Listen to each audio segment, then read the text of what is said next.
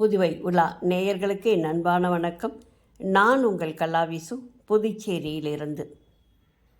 முப்படை முன்னாள் இராணுவ வீரர்கள் மற்றும் வீர தாய்மார்கள் நலசங்கத்தின் 1ஆம் ஆண்டு விழா விவேகானந்தா பள்ளியில் நடைபெற்றது. முன்னாள் இராணுவ வீரர்கள் தங்கள் குடும்பத்தாருடன் கலந்து கொண்டனர். மாண்புமிகு சட்டப்பேரவைத் தலைவர் ஏம்பலம் செல்வம் அவர்களும், லாசுப்பேட்டை சட்டமன்ற உறுப்பினர் வைத்தியநாதன் அவர்களும் கலந்து கொண்டு 10 மற்றும் 12ஆம் வகுப்பில் 60% மேல் மதிப்பெண் பெற்ற உறுப்பினர்களின் வாரிசுகளுக்கு கல்வி ஊக்கத்தொகை, உறுப்பினர்களுக்கு நிதியுதவி, தேசிய அளவில் சாதனை படைத்தவர்களை கௌரவிப்பு ஆகியவற்றை வழங்கி சிறப்புரை ஆற்றினர்.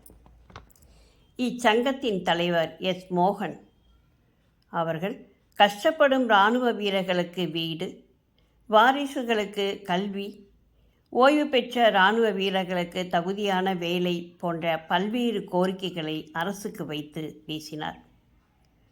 இவருடைய வழிகாட்டுதலில் இராணுவ வீரர்களின் குடும்ப உறவுகள் ஒன்றிணைந்து செயல்படுவது சிறப்பான விஷயமாகும்.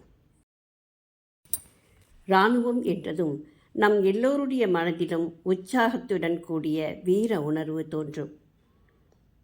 வெளி ஆக்கிரமிப்பு மற்றும் உள் அச்சுறுத்தல்களிலிருந்து தேசத்தை பாதுகாப்பது மட்டுமல்லாமல் தேசிய ஒற்றுமையை உறுதிப்படுத்துவதும், இயற்கை பேரழிவுகளின் போது மனிதாபிமான மீட்பு நடவடிக்கை போன்ற அனைத்து பணிகளையும் செய்வதே இதன் சிறப்பு.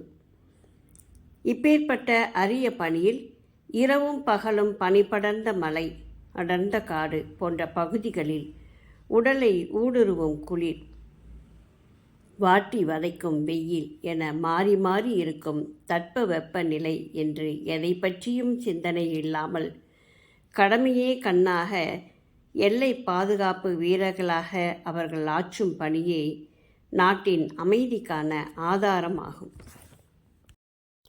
இதில் தனது இன்னுயிரை துறந்தவர்கள் ஏராளம், கை கால்களை இழந்தவர்களும் ஏராளம். தன்னலம் கருதாத இவர்களது தியாகம் எல்லோராலும் போற்றப்பட வேண்டும். நிச்சயமாய் அவர்களுக்கான அங்கீகாரம் என்பதை கடைக்கோடி மனிதனும் தந்தே ஆக வேண்டும். இவர்கள் ஒவ்வொருவரிடமும் சொல்வதற்கான கதைகள் நிஜங்களாய் ஏராளமாய் இருக்கும்.